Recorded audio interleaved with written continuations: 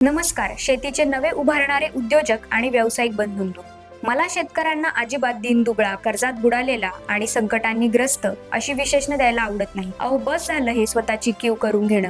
आता संकट आलं की उपाय शोधायचा आणि पर्याय काढायचा. थेट मुद्द्यावर येऊयात. आता काय तर म्हणे अल निनोचे नवे संकट. अहो, सोप्या भाषेत समजून सांगते.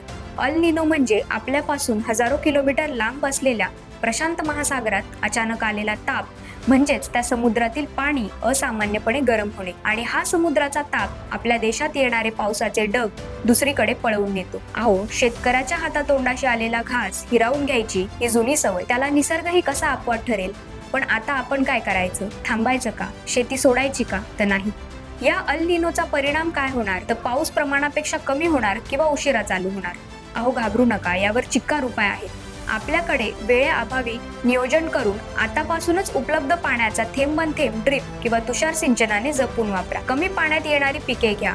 पिकाची पाण्याची आवश्यकता ओळखा आणि लागेल तितकेच पाणी द्या. तुमच्या शेताचा इरिगेशन टँक काढा.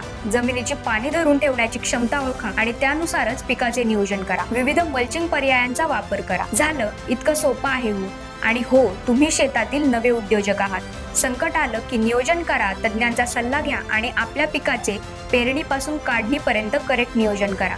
दुबार पेरणीचं संकट टाळण्यासाठी तज्ञ सांगतील त्या सल्ल्याप्रमाणेच पेरणी करा.